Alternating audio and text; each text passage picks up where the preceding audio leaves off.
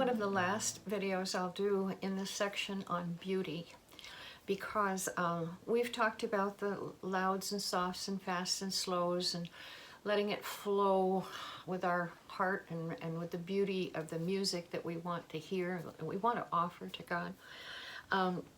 But something different happens when we're playing with other people. It's a whole nother dynamic. So it's one thing to sing a solo, but it's another thing to put a band together and together flow with the Spirit and have it turn out beautiful. And so I have some tips for that from years of I've played in bands in so many different countries, and so many times I arrive with my violin and they see it and they go, "Oh, will you join us?" And you know, yeah, we play in an hour. Do you mind? It's like, sure. And so my prayer always at the beginning of one of those sessions is, Lord, let us play with each other like we've known each other for 20 years, like we have been playing together as a group, like a family, that we know what the other one's going to do before he even thinks about doing it. Because so much of whether the music is beautiful and presented in a humble way on the altar is if we're synchronized. There's a good word, synchronized. Okay, so kind of what I'm saying is that the total, the sum of the total, the total impact is greater than the sum of the parts.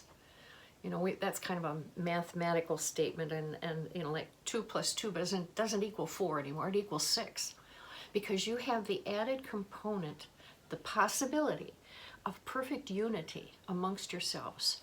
And when you have that, especially with the diversity of different, maybe cultures, but certainly backgrounds and personalities, you've got diversity on your team, but you have come together into real unity. It's like the Trinity. It's like we're being godlike that way. So yeah, it's going to be good. It's going to be something that we really do want to be able to set ourselves up for.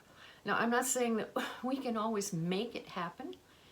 God makes it happen. We have to be willing, and we have to kind of think about what is our part. And so I have some ideas for you. Imagine that. Here we go.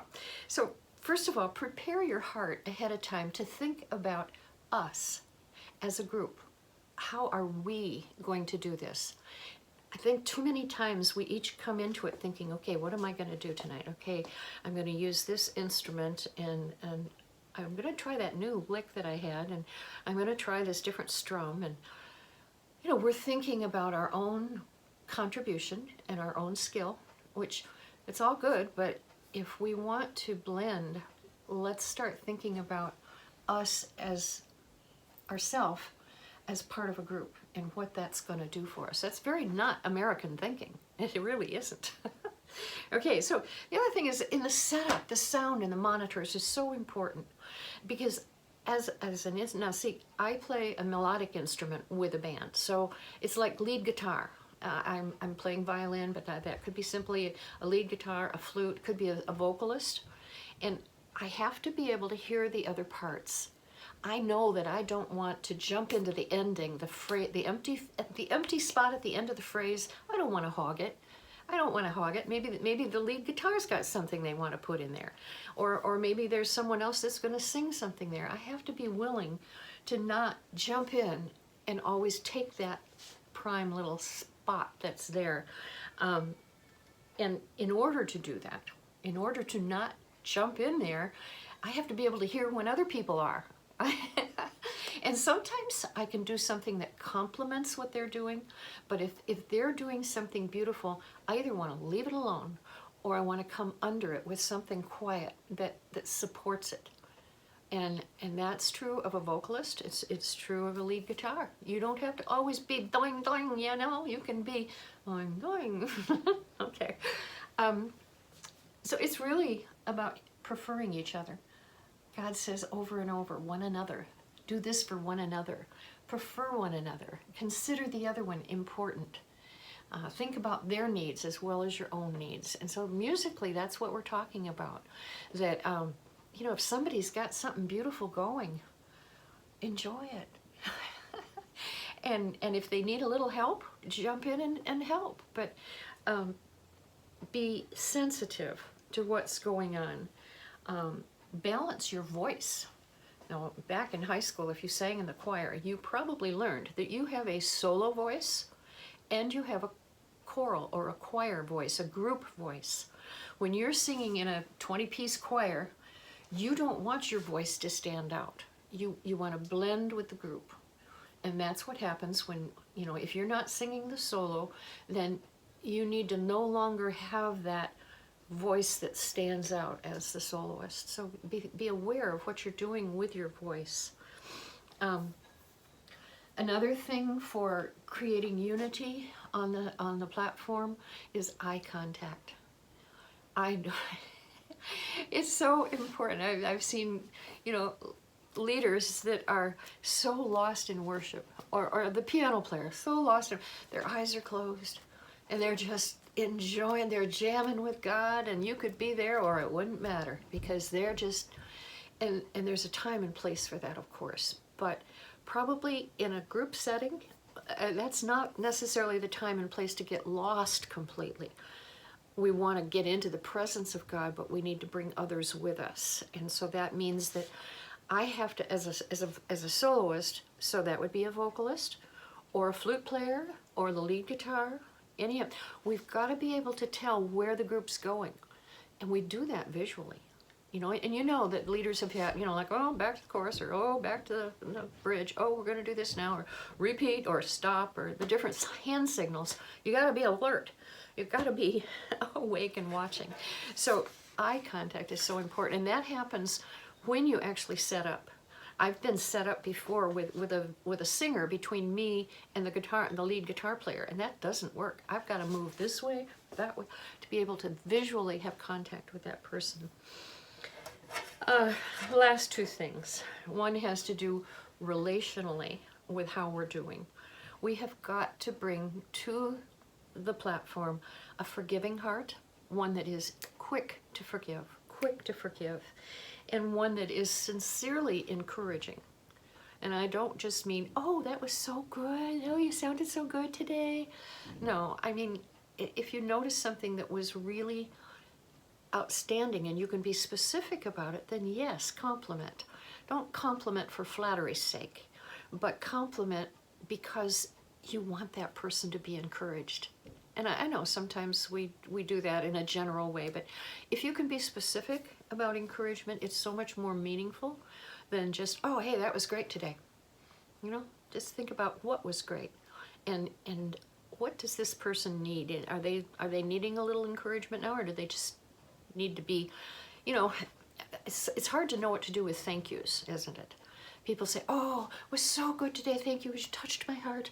And you go, what do I say? Because I know it was him that touched their heart. I know that. It wasn't me, it was him. He might have used my music, but he did it.